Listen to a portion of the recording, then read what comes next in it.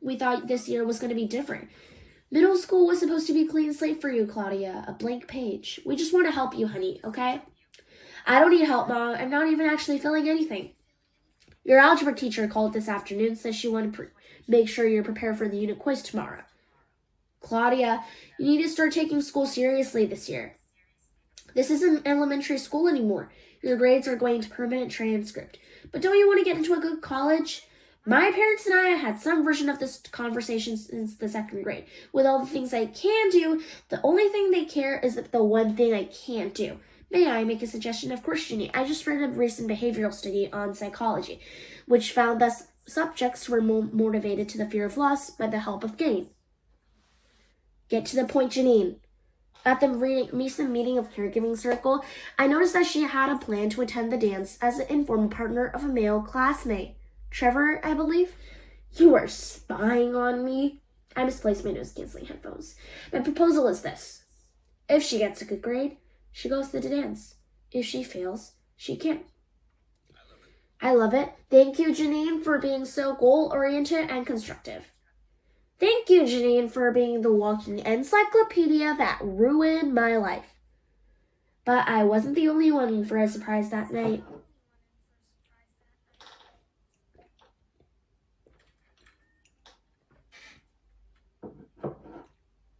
Hello?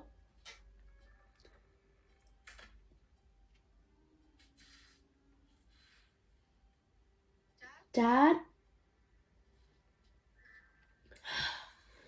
Dad, why are you sitting in the dark? Do you have any idea what time it is? 8:20. And what time were you supposed to be home? 8.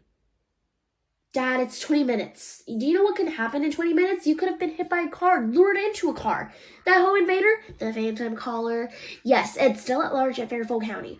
But you couldn't bother to call and let me know that you were alive. I'm sorry. I accept your apology. But I don't see the point of you having that fancy new phone you begged for if you're not going to use it properly. No, Dad, you can't take my phone away. How am I supposed to call you then? What if there's an emergency? I thought of that. And good news is, your old phone works perfectly well. It's all programmed and ready for you.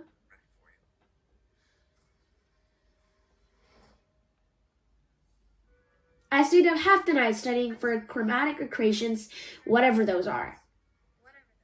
And I wore a special smart outfit. Ruth Bader Ginsburg chic. Super cute. Look, Claude, you almost got it.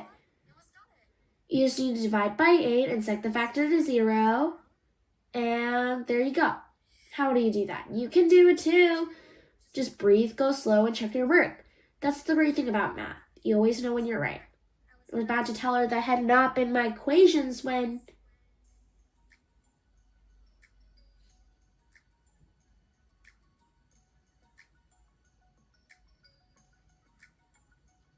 Oh my God, he's coming over here. Go on, tell them. I can't babysit for the Brewers tomorrow night. She was 20 minutes late last night and her dad grounded her. Now I'm the one who's going to have to sit for Watson's stupid kids. Unless one of you decides not to go to the dance. Absolutely not. First you're mad at her for sitting for Karen and Andrew, and now you're mad that she can't? You're being crazy. Excuse me, I'm trying to run a business here. It's not crazy to be mad when someone behaves unprofessionally.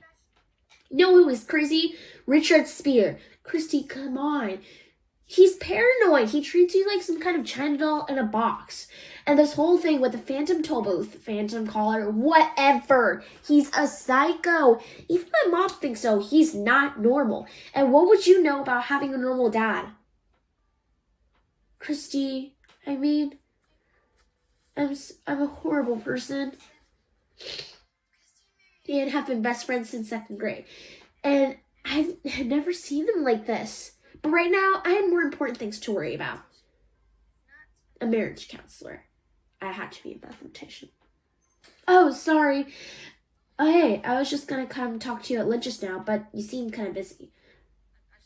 Let you know about that dancing on Friday night. I thought if you wanted a ride, maybe my dad can pick you up and we could, like, ride there together. Really? That'd be great. Cool. Nice glasses, by the way. Settle down, put your books away, for it is Judgment Day.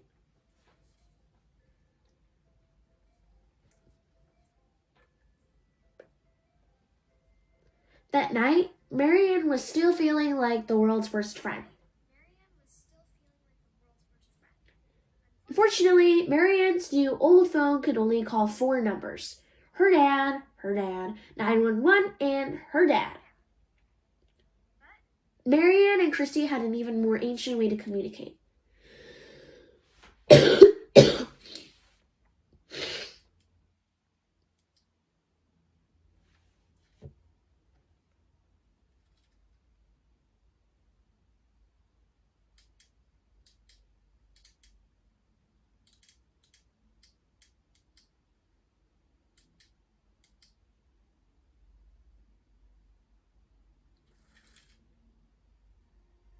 Message received. This day was my own moment of truth. Would I rise to the dance with Trevor, rising to the pinnacle of the world and unrealized partnerships? Or would I have to spend my time at home watching Janine correct people's grammar on Reddit? Yeah, well, that's a separate nightmare.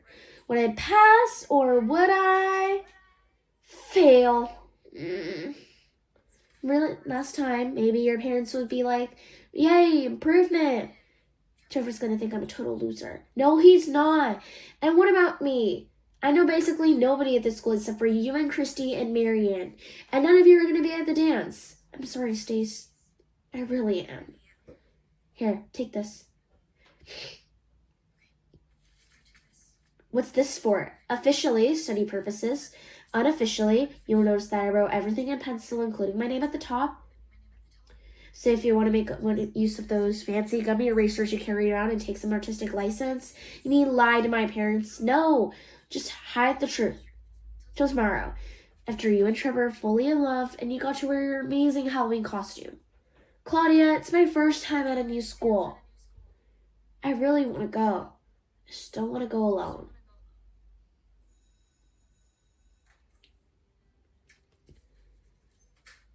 It was a moral dilemma for sure. I needed to be somewhere I could think. Somewhere I could just be myself. But someone else had gotten there first. Think. Be honest.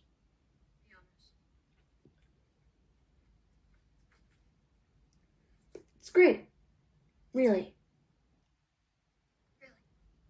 My dad says it's derivative. Something he painted in the 80s. I thought if I painted like him, he might actually be proud of me for once. But whatever I try, it's never the thing he wants. Realize, no matter who your parents are, there can always be